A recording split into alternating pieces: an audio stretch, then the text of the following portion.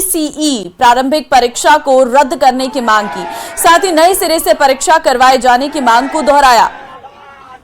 प्रशांत किशोर पटना के गांधी मैदान में देर शाम महात्मा गांधी की प्रतिमा के पास अभ्यर्थियों के साथ आमरण अनशन पर बैठे। इस दौरान वहां उनके कई समर्थक भी जुटे, जिन्होंने नीतीश सरकार के खिलाफ नारेबाजी की। आपको बता दें कि प्रशांत किशोर ने 30 दिसंबर 2024 को नीतीश सरकार को 48 घंटे का अल्टीमेटम दिया था, जिसमें उन्होंने साफ कहा था कि अगर 2 दिन में अभ्यर्थियों की मांग नहीं सुनी गई तो वो 2 जनवरी 2025 से आंदोलन शुरू करेंगे। उन्होंने चेतावनी दी कि जब तक बीपीएससी की सीसीई परीक्षा को रद्द कर फिर से ये परीक्षा नहीं ली जाती, तब तक वो भूख हड़ताल जारी रखेंगे।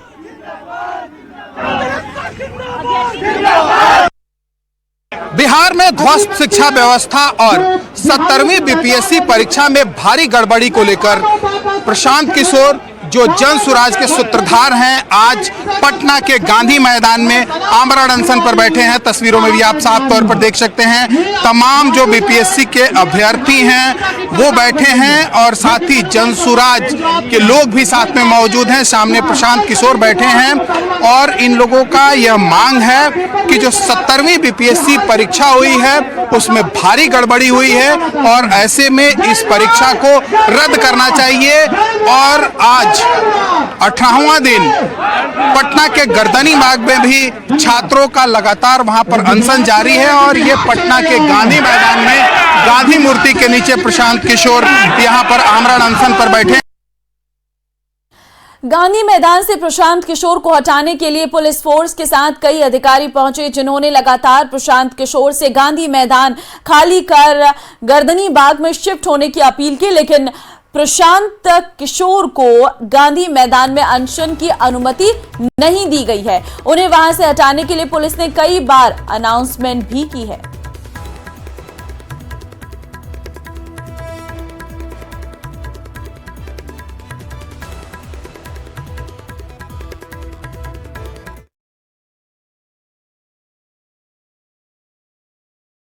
स्ट्रैटेजी यही है कि हम लोगों ने ये इन लोगों को जो माननीय उच्च न्यायालय पटना है उनके द्वारा निर्धारित किया गया है 2015 के जजमेंट में कि गर्दनी बाग ही एक धरना स्थल है पटना में, उसके अलावा एक इलीगल माना जाता है।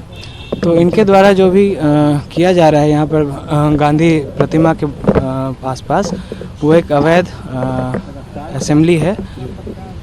कब कैसे डिस्पर्स करेंगे, अभी नहीं आगे क्या किया जाएगा? इनको अभी नोटिस सर्व करवाया गया है प्रशासन के द्वारा, जिसमें जो भी पटना हाईकोर्ट का जजमेंट है और जो जिला अधिकारी का एक आदेश आया हुआ है उसमें रहता है। संभल में शाही ईदगाह मस्जिद की सर्वे की रिपोर्ट कोर्ट में पेश कर दी गई है। 40 से 45 पन्नों की रिपोर्ट सीलबंद लिफाफे में पेश की गई है। सूत्रों के मुताबिक इस सर्वे रिपोर्ट में कई ऐसी बातें हैं जो मुस्लिम पक्ष के लिए बड़ा झटका साबित हो सकती हैं।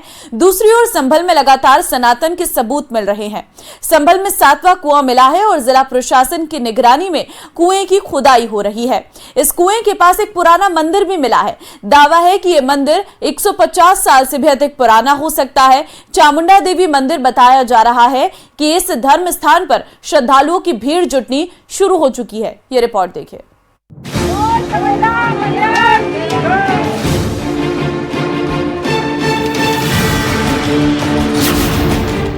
संभल में फिर मिले सनातन के सबूत।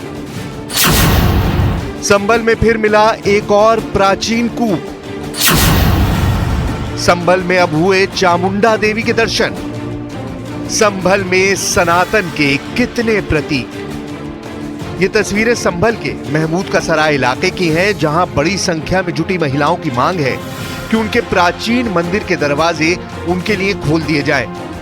महिलाओं का दावा है कि यहाँ करीब 150 साल पुराना चामुंडा देवी का मंदिर है, जहां वर्षों पहले उनके परिवार वाले नियमित पूजा पाठ करते थे। लेकिन अब मंदिर पर कब्जा होने की वजह से ना तो वो नियमित पूजा, मंदिर को कब्जा मुक्त कराया जाए ताकि वो और उनके परिवार के लोग फिर से नियमित पूजा पाठ शुरू कर सके। दरअसल महिलाओं की ये मांग अचानक ही नहीं हुई। उसके पीछे की वजह है ये कुआं, जिसकी खुदाई आज की गई। महमूद का सराय इलाके में जहां चामुंडा देवी का मंदिर है, उससे सटा हुआ ही ये कुआं है। स्थानीय लोगों की माने तो इस प्राचीन कुएं पर वो पूजा पाठ करते थे, लेकिन अब इस पर कब्जा कर लिया गया है। इस मामले में जब लोगों ने प्रशासन से शिकायत की तो मामले की जांच में आरोप सही पाए गए। फिर क्या था, शुरू हो गया बुलडोजर एक्शन और अब कुएं की कब्जा मुक्ति के बाद लोग मंदिर को भी कब्जा मुक्त कराने की मांग कर रहे हैं। तो ये जगह उन्होंने बंद कर दी, तो इसीलिए हमें ये पूरा रास्ता चाहिए। कैसे आप लोग यहाँ तक पहुँचते तो पूजा करने? ताला लगा रहे हैं। ये हमारा चामुंडा मंदिर प्राचीन मंदिर है, 150 साल पुराना है। ये माता झाड़ियों में से पैदा हुई थी, खुद ही कुदरती निकली है ये, और जब से निकली है, जब से छोटा सा मंदिर बना दिया है और पूजा शुरू हो गई है और अब तक पूजा होती है। हमारे सास ससुर जब से है ना, जब से पूजा होती है यहाँ पे।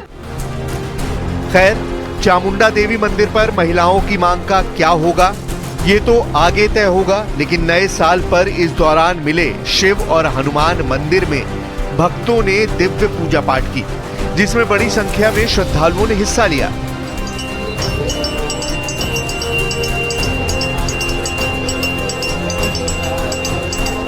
नए साल पर मंदिर में सिर्फ पूजा ही नहीं की गई, बल्कि हनुमान जी की रथ यात्रा और शोभा यात्रा भी निकाली गई। किष्किंधा रथ यात्रा के दौरान माहौल ऐसा रहा कि पुलिस वाले भी भक्तिमय होने से खुद को नहीं रोक सके।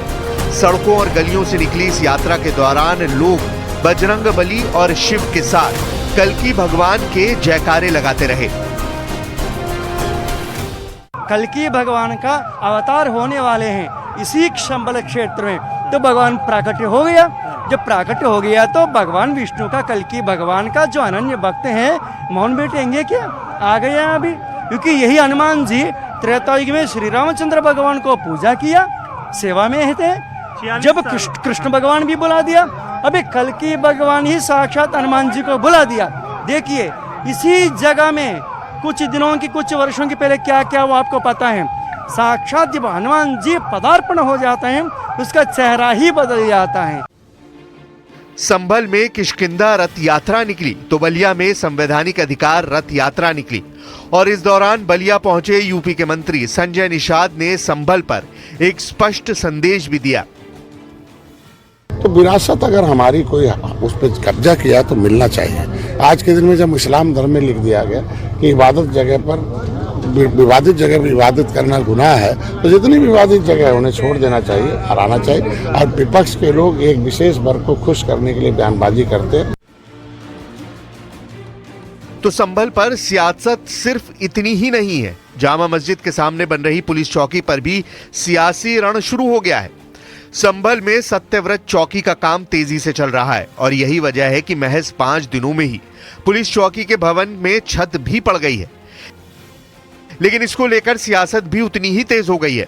पुलिस चौकी को लेकर क्या है नया दावा, बताएंगे, लेकिन उससे पहले पुलिस चौकी को लेकर क्या है स्थानीय महिलाओं की सोच, वो भी सुनिए।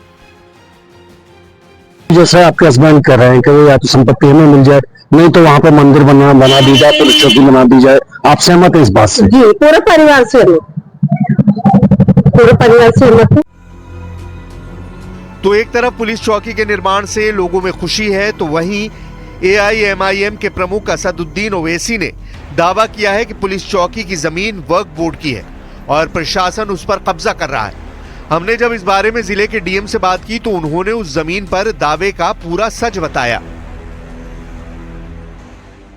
संभल की मस्जिद के सामने, संभल की मस्जिद आसार कदीमा का प्रोटेक्टेड मॉन्यूमेंट है।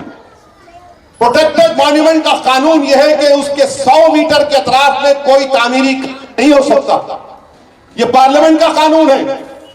मगर यह कौन सी संभल की पुलिस है जो आसार कदीमा के प्रोटेक्टेड मस्जिद के 100 मीटर नहीं बल्कि उसके 5 फीट के फासले पर आउटपोस्ट बना रहे हैं, और वो आउटपोस्ट वक्फ की जमीन में बना रहे हैं। मुरादाबाद के 39A में वो वक्फ का दर्ज है, सुन्नी वक्फ बोर्ड में दर्ज है, वहां पर संभल की पुलिस बना। सत्यव्रत पुलिस चौकी के निर्माण के क्रम में कुछ दस्तावेज कल हमें मिले, हमने उनका परीक्षण किया। वो दस्तावेज रजिस्टर्ड भी नहीं है, और उन दस्तावेजों की जब जांच की गई तो इसमें किसी प्रकार का कोई रकबा, कोई चौहद्दी, उसका वर्णन नहीं है। तो जो प्राइमरीली है उन दस्तावेजों के आधार पे कुछ कहा नहीं जा सकता है। और हमने कहा भी है यदि आपके पास और भी कोई दस्तावेज है तो आप लेके आएं, हम नियमानुसार कार्रवाई करेंगे। संभल में सनातन के प्रतीकों के बीच सियासी हलचल लगातार बढ़ रही है। इस बीच संभल में खुदाई के दौरान मिल रही विरासत को संजोए रखने के लिए जीर्णोद्धार का काम भी शुरू हो गया है। अब संभल के यम तीरथ का जीर्णोद्धार करवाया जाएगा। यम तीरथ के लिए प्रदेश सरकार की बंधन योजना के तहत 1,18,00,000 रुपए प्रस्तावित किए गए हैं। इसमें प्रमुख यम तीरथ का जीर्णोद्धार होना है।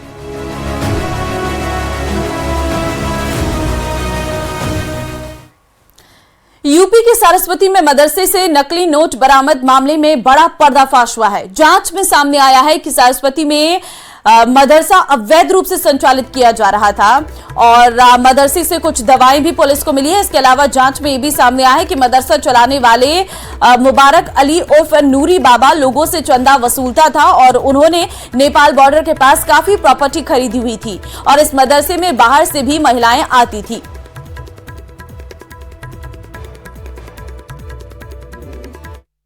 थाना गिरण क्षेत्र में जो कल एफआईआर पंजीकृत की गई थी जिसमें नकली नोट संचालित करने वाले गिरोह का पर्दाफाश हुआ था, उस क्रम में आज पुनः मेरे द्वारा उस मदरसे में जा करके जहां पे प्रिंटिंग मशीन वगैरह मिली थी, प्रिंटर मिला था कलरफुल, उस मदरसे में जा करके पुनः छानबीन की गई है और उसके बारे में और जानकारी जुटाई जा रही है। जो नूर मोहम्मद नाम का जो मैनेजर था मदरसा संचालक, उसके बारे में जानकारी मिली है कि उसके काफी मात्रा में उसने इस बीच जमीनें क्रय की है। उस बारे में अभिलेखों के बारे में लेखपाल से बात की गई है। अलवर की रैणी से बड़ी खबर है। टाइगर ST 2402 की नई लोकेशन ट्रेस की गई है। रैणी के चिक्की बास रोड पर एक मकान में घुसा है टाइगर की लोकेशन पर पहुंची है सरिस्का की टीम। ट्रैकुलाइज करने का किया जा रहा प्रयास। ग्रामीणों की आवाजाही पर रोक लगाई गई है। रेस्क्यू के लिए वन विभाग की कई टीमें मौके पर मौजूद हैं।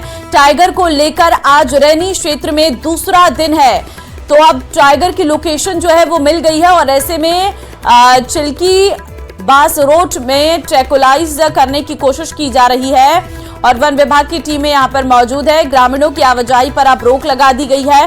टाइगर ST 2402 की नई लोकेशन, एक मकान में घुसा हुआ है इस वक्त टाइगर और ऐसे में उसी मकान में उसे बंद किया जाए और वहीं से उसे ट्रैकुलाइज किया जाए, इसकी कोशिश जो है वो की जा रही है। टाइगर की लोकेशन पर सरिस्का की टीम पहुंची है। ट्रैकुलाइज करने का प्रयास जो है वो किया जा रहा है। ग्रामीणों की आवाजाही पर रोक लगाई गई है।